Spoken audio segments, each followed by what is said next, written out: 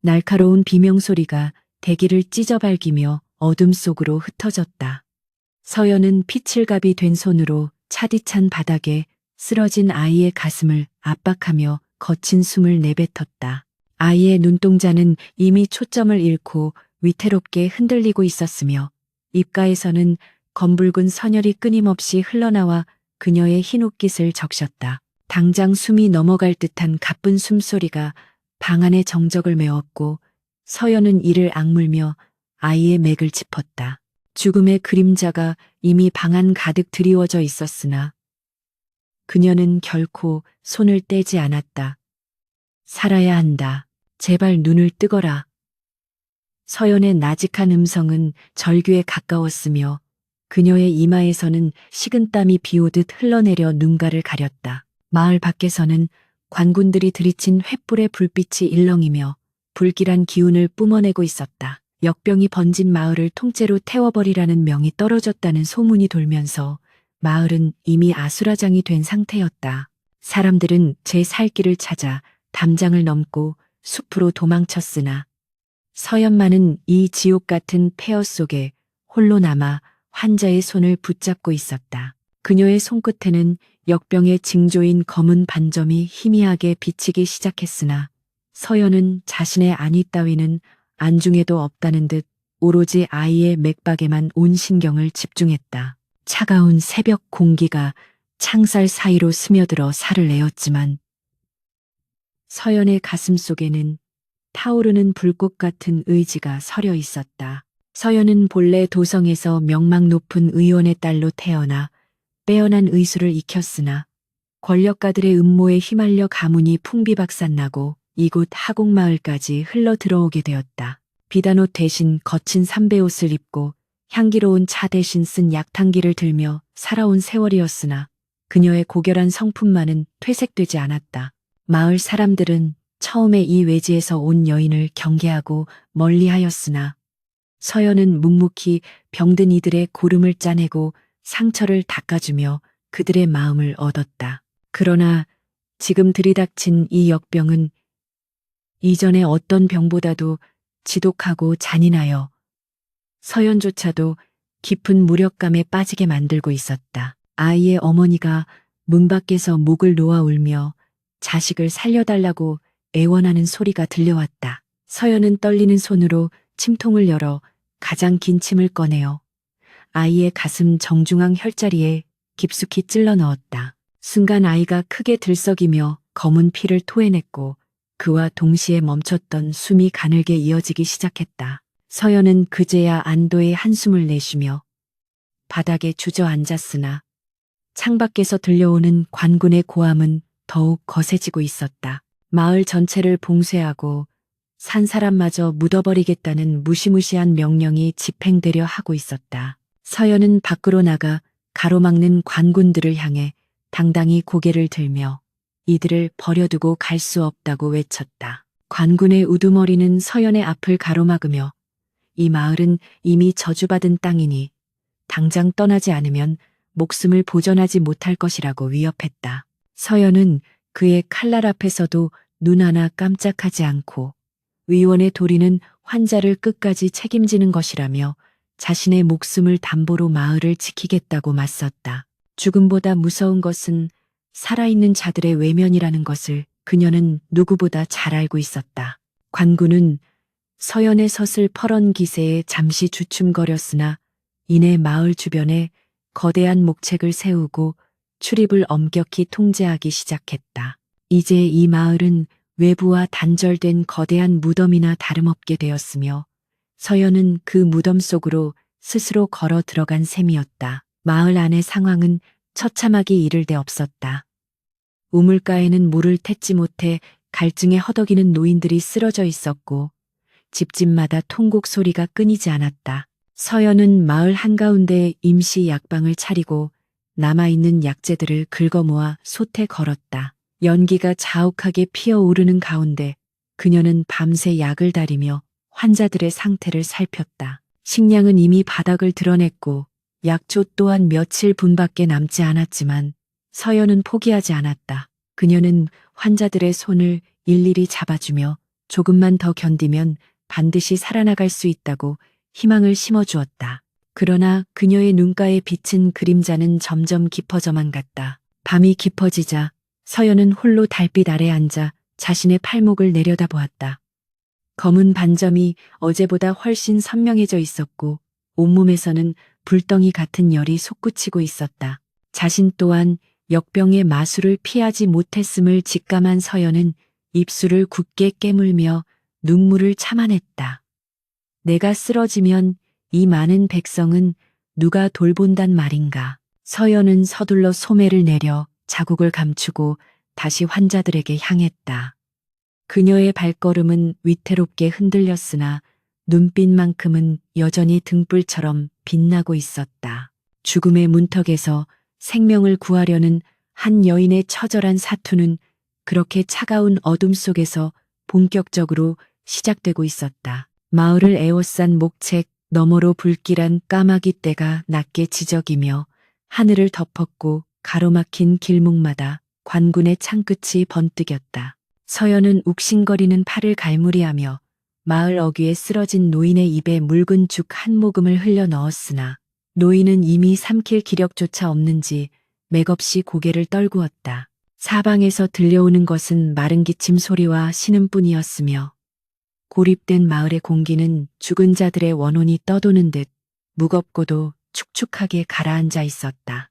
곳곳에 방치된 시신들에서는 지독한 악취가 풍겨왔지만 누구 하나 거둘 엄두를 내지 못한 채 절망의 늪에 빠져 허우적거리고 있었다. 서연은 갈라진 목소리로 사람들을 불러 모아 시신을 수습해야 병이 덜 번진다고 설득했으나 돌아오는 것은 싸늘한 냉소와 원망 섞인 눈초리뿐이었다. 당신이 도대체 무엇인데 우리더러 이 귀신 붙은 몸뚱이들을 만지라 하는가 하며 한 사내가 핏발선 눈으로 서연을 밀쳐냈다.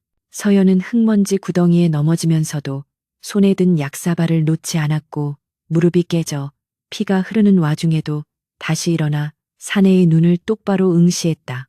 지금 우리가 저들을 외면하면 다음은 우리 차례가 될 것이며 이 지옥을 끝낼 수 있는 것은 서로를 보듬는 손길뿐이라고 그녀는 단호하게 대답했다. 사내는 서연의 흔들림 없는 눈빛에 당황한 듯 뒷걸음질 쳤고 그제야 몇몇 장정들이 고개를 숙인 채 조심스럽게 다가와 시신을 나를 들 것을 만들기 시작했다. 서연은 떨리는 손으로 자신의 상처를 대강 갈무리하고는 다시 끓어오르는 가마솥 앞으로 다가가 부채질을 하며 약재의 기운을 살폈다. 창고에 쌓아두었던 곡식은 이미 바닥이 드러나 쥐들이 들끓었고 약재함에 남은 것은 기침을 잠재울 만한 하찮은 풀뿌리 몇 개가 전부였다. 서연은 비어가는 약 상자를 바라보며 입술을 피가 나도록 깨물었으며 밤마다 홀로 등잔불 아래 앉아 의서들을 뒤적이며 역병의 실체를 파악하려 애썼다. 환자들의 증상은 날이 갈수록 기괴해져 피부가 검게 타들어가고 정신이 혼미해지는 지경에 이르렀는데 이는 일반적인 고열과는 그 궤를 달리하는 것이었다. 문득 서연은 이 역병이 마을 상류의 우물에서 시작되었다는 사실에 주목하게 되었고 모두가 잠든 깊은 밤을 틈타 마을 가장자리에 금지된 구역으로 발걸음을 옮겼다. 발빛조차 들지 않는 숲길은 짐승의 울음소리로 가득했으나 서연은 등불 하나에 의지한 채 차가운 흙바닥을 헤치며 나아갔다. 상류 우물 근처에 다다랐을 때 서연은 무언가 타는 듯한 냄새와 함께 기분 나쁜 푸른 연기가 피어오르는 것을 발견하고 몸을 숨겼다. 어둠 속에서 관복을 입은 자들이 은밀하게 무언가를 우물 속에 던져넣고 있었으며 그들의 대화 속에서 이 역병이 우연이 아님을 짐작게 하는 단어들이 흘러나왔다.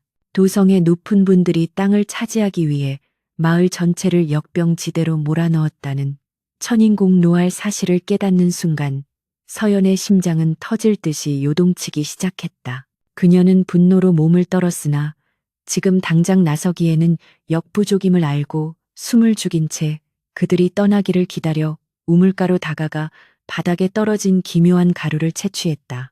이것이 병의 근원이라면 반드시 이를 치료할 약조 또한 세상 어딘가에 존재할 것이라는 확신이 그녀의 머릿속을 스쳤다. 날이 밝자 서연은 기운을 잃어가는 마을 사람들을 향해 조금만 더 버티어 달라고 간곡히 청하며 자신이 반드시 살 길을 찾아오겠노라 약속했다. 그러나 마을 사람들은 이제 식량조차 끊긴 상황에서 그녀의 말을 믿지 못하고 관군에게 항복하여 차라리 빨리 죽여달라고 애원하자며 동요하기 시작했다. 서연은 마을 광장 한복판에 서서 자신의 팔을 걷어붙여 검게 변해가는 반점을 사람들에게 보여주며 나 또한 여러분과 똑같이 병마와 싸우고 있다고 외쳤다. 나를 믿지 못하겠다면 나의 죽음을 지켜보라. 하지만 내가 숨쉬는 한 단 한 명의 생명도 포기하지 않겠다고 선언하는 그녀의 목소리는 비장하다 못해 성스럽기까지 했다. 사람들은 자신보다 더 심한 병색을 띠고도 자신들을 돌보는 서연의 모습에 숙연해져 다시금 희망의 끈을 부여잡았다. 하지만 현실은 여전히 가혹하기만 하여 서연의 몸 상태는 시시각각 악화되었고 이제는 걷는 것조차 힘에 부쳐 지팡이에 의지해야만 했다. 그녀는 밤마다 타오르는 열병에 신음하며 돌아가신 아버지의 얼굴을 떠올렸고 의원은 사람을 살리는 칼을 쥔 자라는 가르침을 가슴 깊이 되새겼다. 마을 밖 관군들은 매일같이 목책을 좁혀오며 불화살을 쏠 준비를 마쳤다는 소식이 들려왔고 마을 안의 아이들은 배고픔과 고통에 지쳐 울음소리조차 내지 못했다. 서연은 서둘러야 함을 직감하고 마을 노인에게서 전해 들은 전설 속의 약초인 천령초가 자생한다는 험난한 계곡의 위치를 지도에 그려 넣었다. 그곳은 한번 들어가면 살아서 돌아오지 못한다는 악산이었으나 서연에게는 선택의 여지가 남아있지 않았다. 서연은 마지막 남은 기력을 모아 등짐을 꾸렸고 자신을 따르는 어린 의녀에게 마을 사람들의 간호를 맡기며 신신당부의 말을 남겼다. 내가 돌아오지 못하더라도 이 약탕의 온기를 꺼트리지 마라. 그것이 이 마을의 마지막 등불이 될 것이니라. 말하는 서연의 눈가에는 이슬이 맺혔다.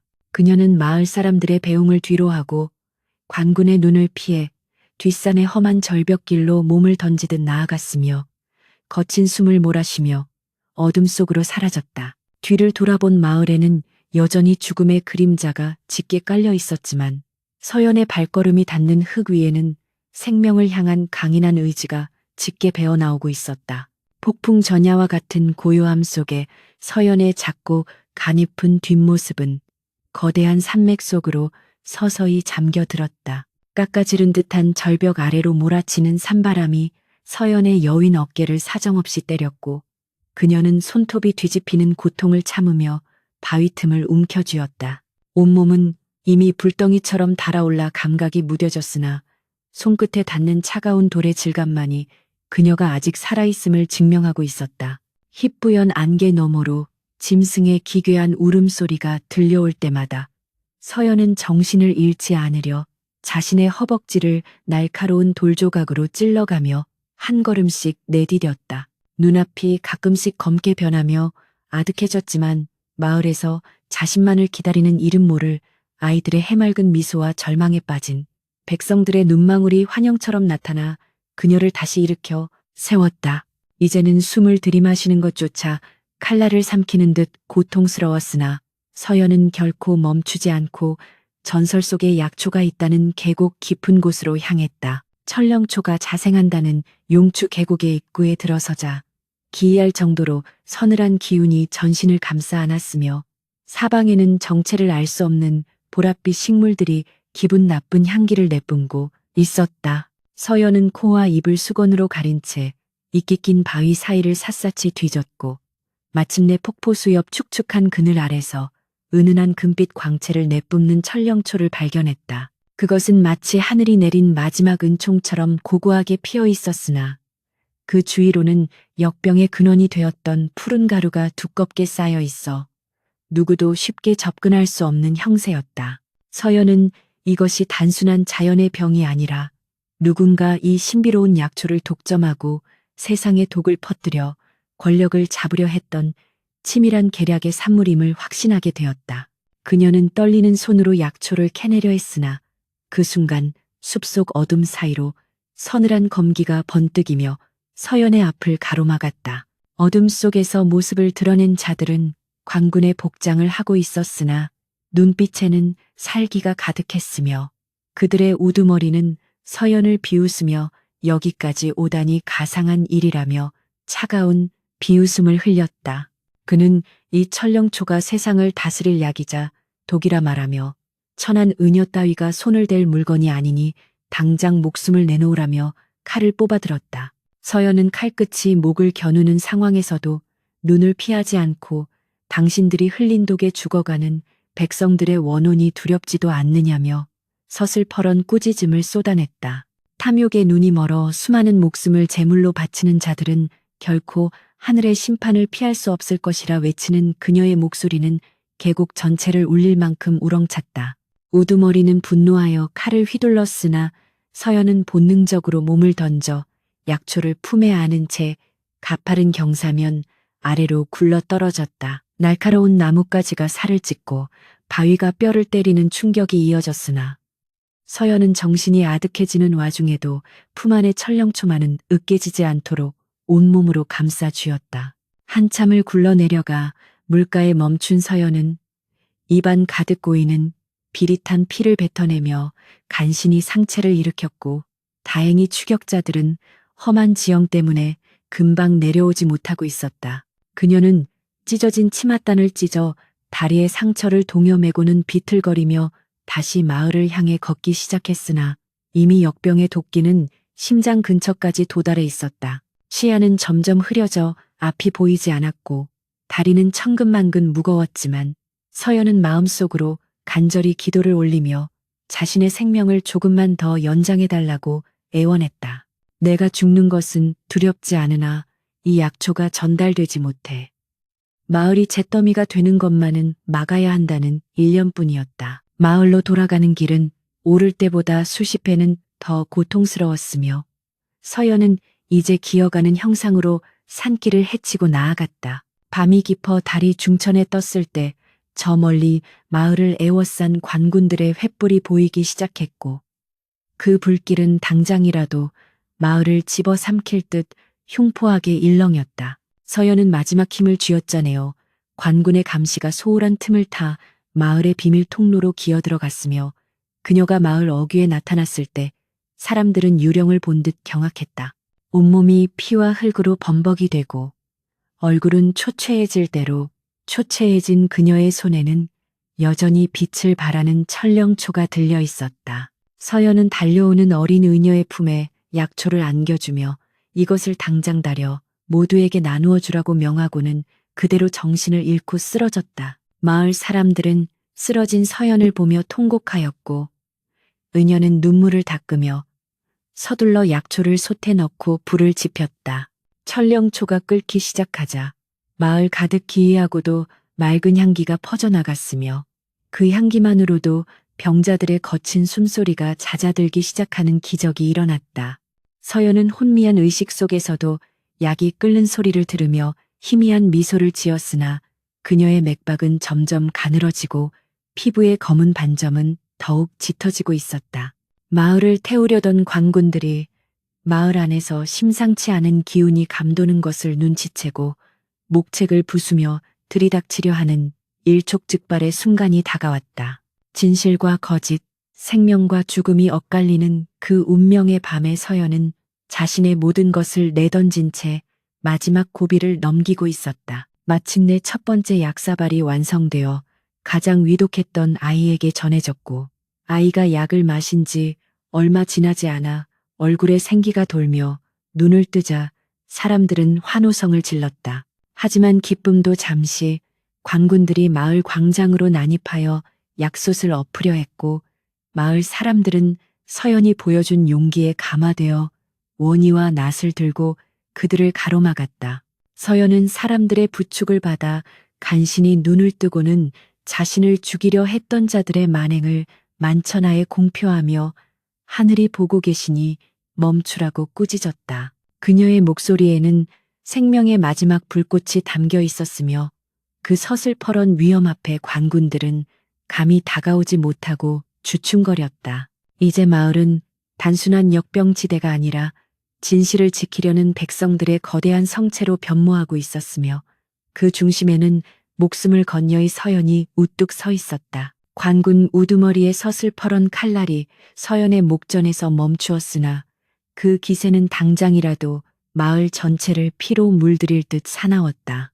서연은 흐릿해진 시야 속에서도 자신을 에워싼 마을 사람들의 온기를 느끼며 떨리는 다리에 힘을 주어 대지를 딛고 일어섰다. 당신들이 지금 배려는 것은 역병에 걸린 천민이 아니라 이 나라의 근간인 백성이며 그들의 목숨을 담보로 채우려 했던 탐욕의 진실이라고 서연은 갈라진 목소리로 일갈했다. 그녀의 품에서 떨어진 비단 주머니 속에는 계곡에서 채취한 푸른 독가루와 도성의 권력가가 보낸 밀서의 조각이 들어 있었으며 그것이 땅바닥에 흩어지자 관군들의 안색이 눈에 띄게 창백해졌다. 마을 사람들은 분노에 찬 함성을 지르며 관군들을 압박했고 서연은 그 혼란 속에서 자신의 마지막 피 한 방울까지 쥐어짜내어 거대한 약솥에 몸을 기댔다. 약재가 모자라 효험이 더디게 나타나자 서연은 망설임 없이 은장도를 꺼내 자신의 손목을 깊게 그어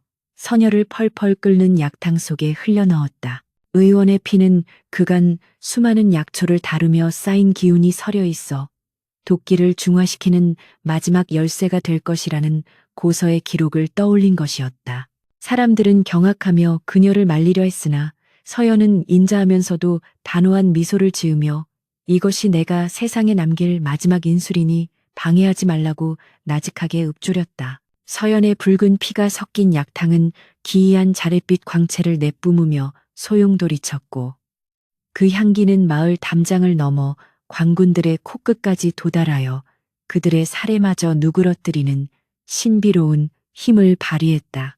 그녀의 안색은 종이장처럼 하얗게 질려갔으나 눈동자만큼은 그 어느 때보다 청명하게 빛나며 승리를 확신하고 있었다. 그때 마을 입구에서 요란한 말발굽 소리와 함께 어사출두를 알리는 전령의 외침이 들려왔고 도성에서 파견된 정직한 관리와 감사들이 들이닥쳤다. 서연이 산을 오르기 전 미리 인편을 통해 도성의 양심 있는 옛 동료들에게 보냈던 서찰이 마침내 결실을 본 것이었으며 마을을 봉쇄했던 부정부패한 무리는 현장에서 포박당했다. 관군의 우두머리는 무릎을 꿇고 죄를 빌었으나 이미 그들의 죄상은 서연이 수집한 증거들과 마을 사람들의 생생한 증언 앞에 낱낱이 파헤쳐지고 있었다. 진실이 태양 아래 드러나는 순간 마을을 뒤덮었던 죽음의 공포는 썰물처럼 빠져나갔고 대신 그 자리에 정의의 서광이 비치기 시작했다. 서연은 모든 상황이 정리되는 것을 확인하며 안도의 한숨을 내쉬었으나 그녀의 몸은 이미 한계를 넘어 낙엽처럼 바닥으로 서서히 기울어졌다. 아이들이 달려와 서연의 옷자락을 붙잡으며 울먹였고 마을 장정들은 그녀를 위해 가장 깨끗한 침상을 마련하여 정성껏 눕혔다. 서연의 희생으로 완성된 약을 마신 병자들은 하나둘씩 기운을 차려 일어났으며 그들은 제일 먼저 서연의 방 앞으로 모여들어 그녀의 쾌유를 비는 기도를 올렸다. 그러나 서연은 이미 자신의 시력이 완전히 소멸했음을 깨달았고 손끝의 감각조차 희미해지는 어둠 속에서도 사람들의 살아나는 숨소리를 들으며 평온을 찾았다.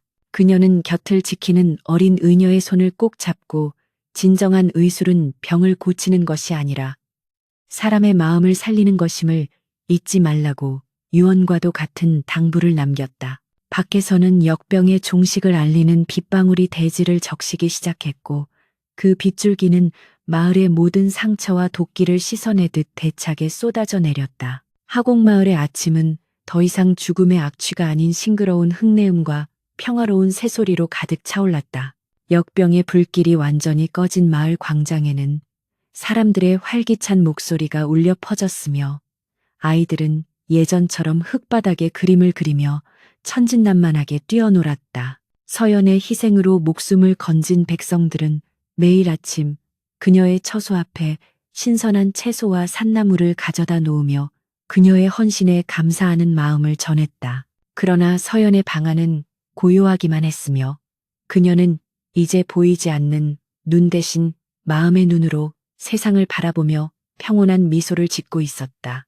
그녀의 몸은 비록 쇠약해질 대로 쇠약해져 자리에서 일어나기조차 힘들었으나 마을 사람들의 행복한 웃음소리만으로도 자신의 소명을 다했음을 느끼며 깊은 안식을 취하고 있었다. 계절이 바뀌어 산천의 붉은 단풍이 들 무렵 서연은 마을 사람들이 지켜보는 가운데 조용히 마지막 숨을 내쉬었다. 그녀의 마지막 길은 눈물보다는 경건한 감사의 물결로 가득 찼으며 마을 노인들은 그녀를 하곡마을의 수호신이라 칭하며 가장 볕이 잘 드는 언덕 위에 묘자리를 마련했다.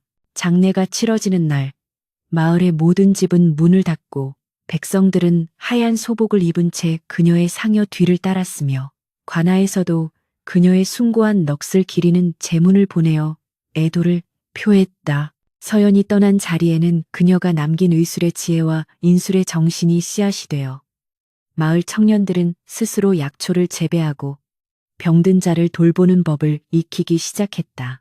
그녀는 죽어서도 마을의 영원한 등불이 되어 사람들의 가슴 속에 살아 숨쉬게 된 것이었다. 수십 년의 세월이 흐른 뒤에도 하곡마을은 역병이 단 한 번도 범접하지 못하는 청정하고 살기 좋은 고을로 이름을 떨치게 되었다. 마을 어귀에 세워진 작은 돌비석에는 이름 없는 여의의 공적이 소박하게 새겨져 있었으며 길을 지나던 나그네들은 그 앞에 멈춰 서서 고개를 숙였다. 서연이 목숨과 바꾼 그 짧은 생의 불꽃은 단순히 한 마을을 구한 것에 그치지 않고 탐욕으로 얼룩진 세상의 생명의 존엄함이 무엇인지를 일깨워주는 거울이 되었다. 사람은 누구나 죽음을 맞이하지만 누군가를 위해 내던진 생명은 결코 사라지지 않고 향기로운 꽃으로 피어난다는 진리를 이 이야기는 전하고 있다. 노을 지는 언덕이 서연의 무덤가에는 그녀가 그토록 사랑했던 천령초를 닮은 이름 모를